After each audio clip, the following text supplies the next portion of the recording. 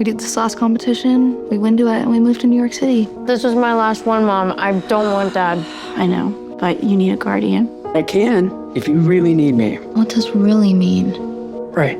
No, you're right. You excited? Yes.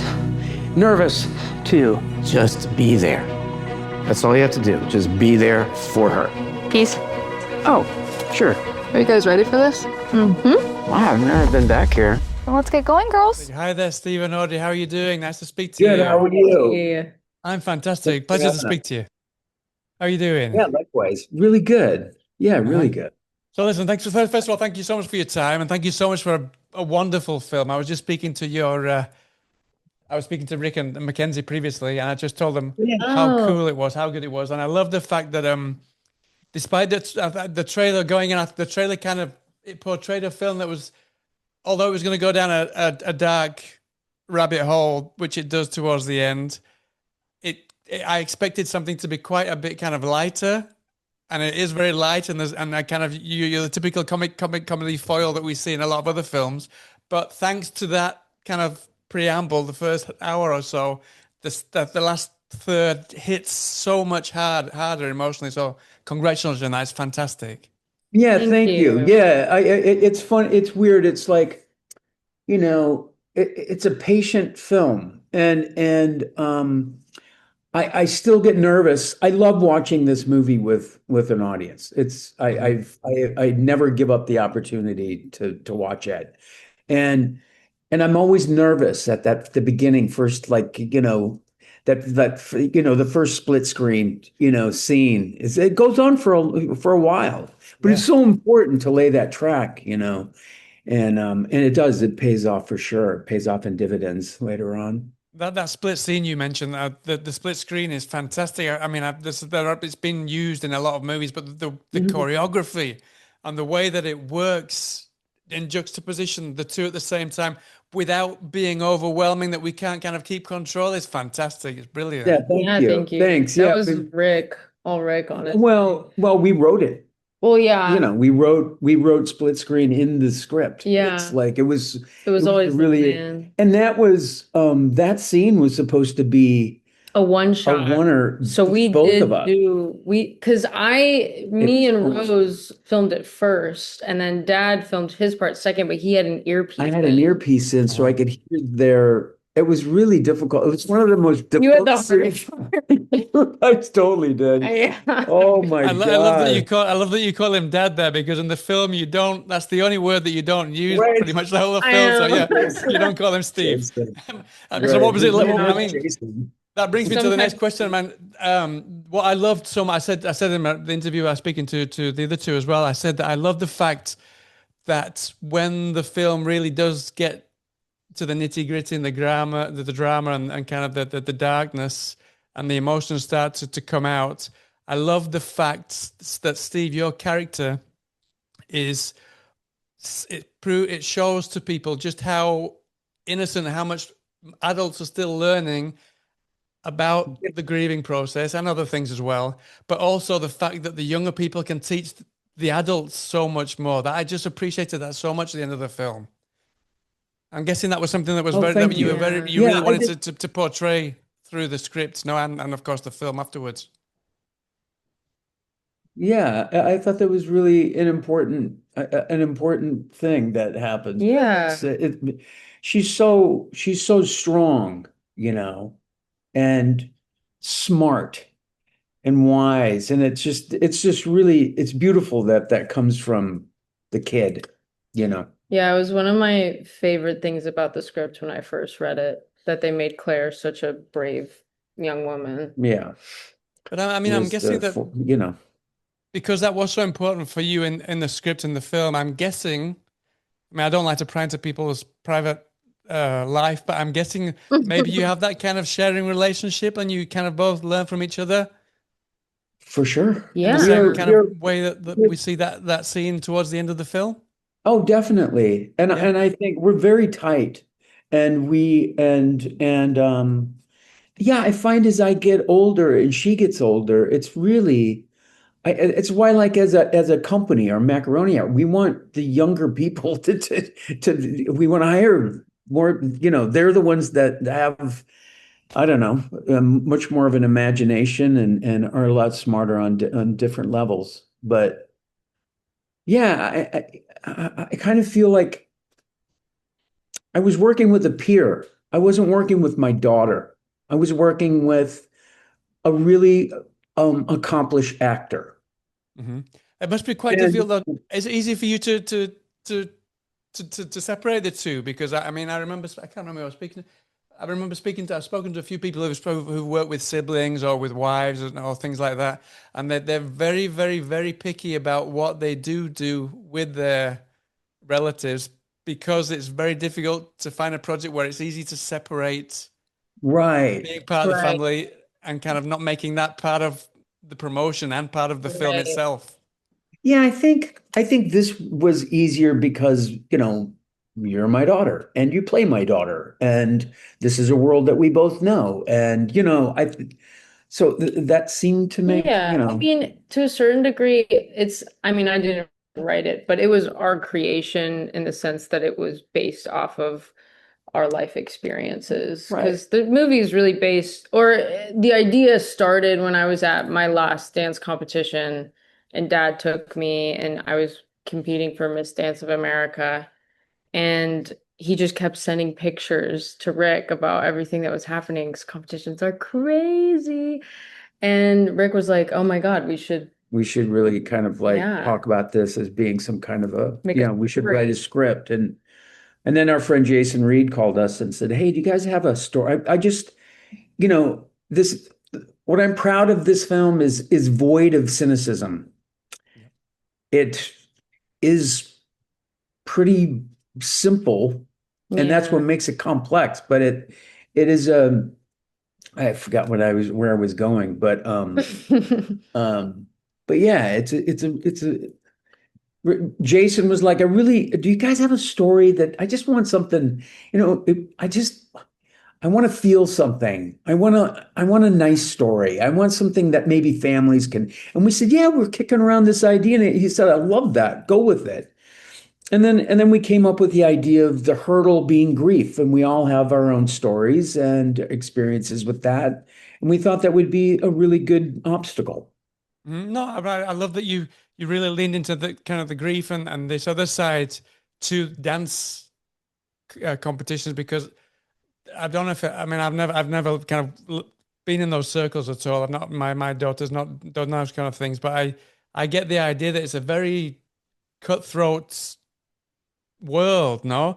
And I kind of appreciated the way that you approached it from a very different take to the typical films that we have seen about this very cutthroat competitive world. Now, was that something else that was you really wanted to kind of steer away from? I mean, one of my favorite things about the movie is that a lot of competitive dancers, we grow up extremely disciplined. There's a lot of pressure. You know, you can tell when a dancer is a dancer because they just have like a presence about them, and it's, whatever. But in this movie, Claire is kind of like, not a lot of dancers get to break away and do their own thing and do what they want, Mhm. especially something that means a lot to them. Because Right. she really, her final dance is her bridge between her and her Yeah, father. and she's void of really competitiveness. I mean, she's kind of She's this. Yeah, kind of yeah. let go. I think the death of her, oh, am I giving away too much? Am I allowed to say that? No, I think I it's think pretty the much. death of her brother has kind of made her realize, like, oh, none of this matters. Like, I Right. might as well do what I want. I Right. might as well do this because it's going to connect me and my father. It's going to help me grieve and let go. Mhm. And not a lot of dancers get to just do their own thing, basically. So it's Mhm. cool. Mhm. Yeah, it's really beautiful. It's really simple.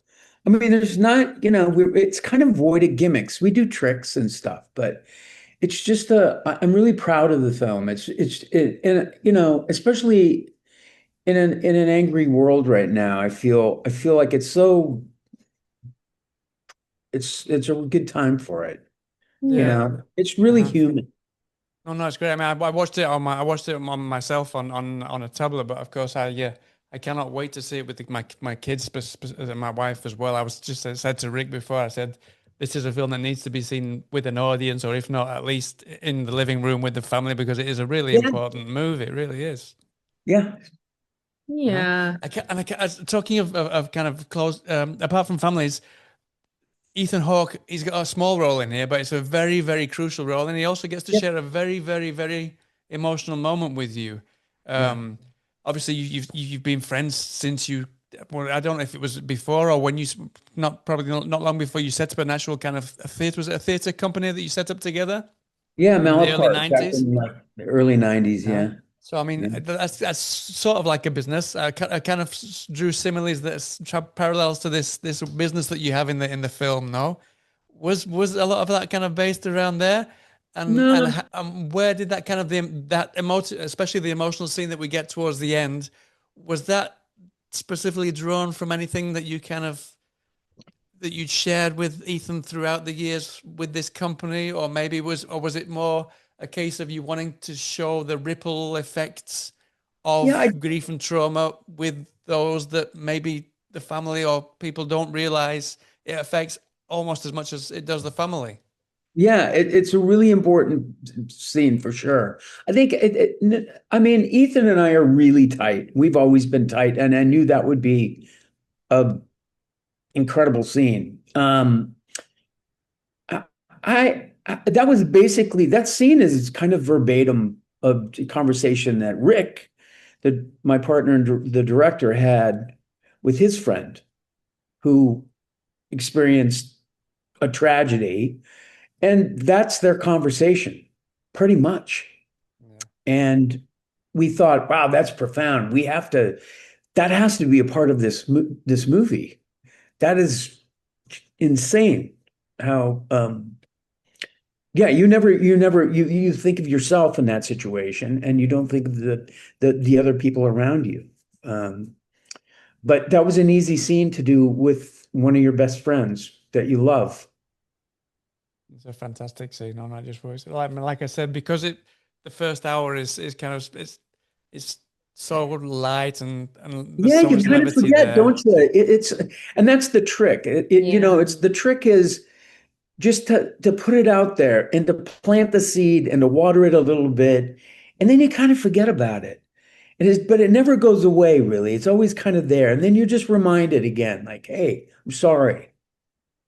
We move on, and it sneaks up, and I always say, like, this is a comedy that sneaks up and punches you in the throat, and it gets people.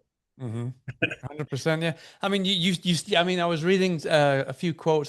This is off IMDb, so it may be paraphrasing what you've said, Steve. But you mentioned kind of like, for example, Tom Hanks in his younger years was very much into comedy. And then it was kind of by happenstance that he eventually kind of got into these more dramatic roles. And I'm quite curious if this one, even though there is a lot of levity and a lot of comedy, specifically with your character, that shift towards the end, was that something that kind of was you maybe wanting to branch out a bit, or was it just something that came organically? I've been doing more and more kind of dramatic roles. I mean, and I think that just naturally happens. I think if you are lucky enough to be around for 3 decades and you start growing older, then people, the parts change. I'm not the stoner anymore. I'm the coach, or I'm the.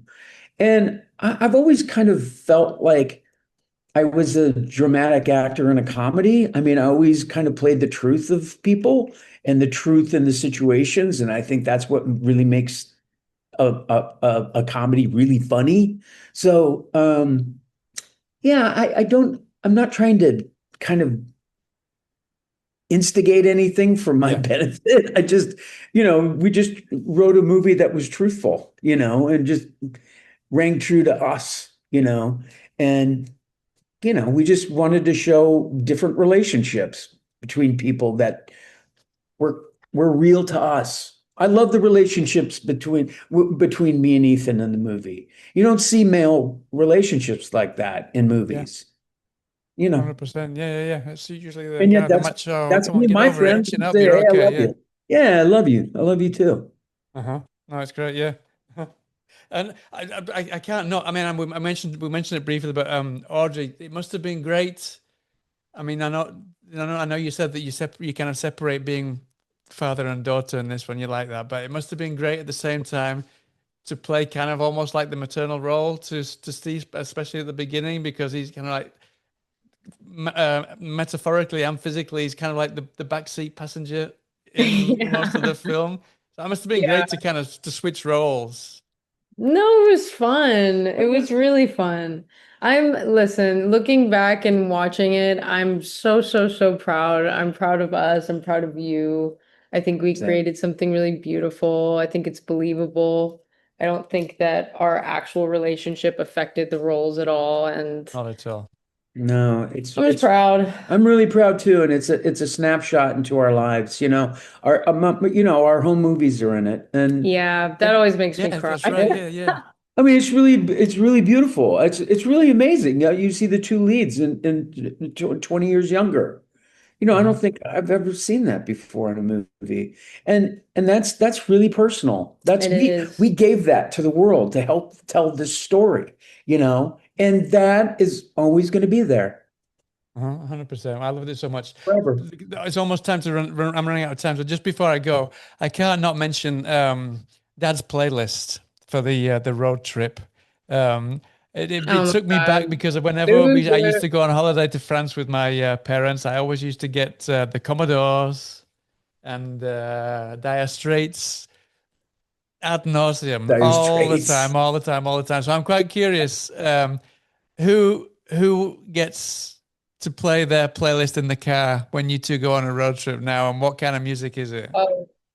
Yeah, but we have a lot of songs that we sing together. You showed me a lot of Like music growing up that I really Taylor, James Taylor, like Simon and Garfunkel, Supertramp, like the Eagles every now and then. yeah, AC/DC, I don't know. John Prine, Like all the old school type good stuff. little Steve Earle. But it's fun because I grew up listening to all those It's pretty eclectic. I mean, songs. but we had songs that we sang. Yeah, we would sing in the car because when I was doing theater, we'd sing Officer Krupke. Yes, we'd sing that little show have tunes heard- and stuff because we were in the car a lot. Yeah, I'd pick them up dance. after school. I'd take them to dance. I'd take them to lacrosse. Not Pick me. you up after Not that. me at lacrosse, but Take you home. So Yeah. it was like we had a lot of car time. Really, my well, listen, taxi thank you so much drive. for your time. Thank you so much for a fantastic film. I know you're so proud of it, and Thank you should you. be because it is fantastic. I loved it to bits, and I can't wait for people to see it Thank and you. get to speak to my family about it when we watch it together as well. Because I can't wait to Oh, speak, great. watch it I together love with them. that. All right. Well, Awesome. thank you so much for your Thank you so time, much. and I hope to speak to you again sometime soon, guys. All the Yeah. very best, and all the very best of Thank you so success. much. Thank Yeah. All right. Thank- Take care. Have a good one. Take care. Cheers then. Bye. Sometimes this road we're on is brutal and exhausting. Like there's not a whole lot we can do about it. Like we don't have a say in any of it. But maybe we do. Can we talk about Jack?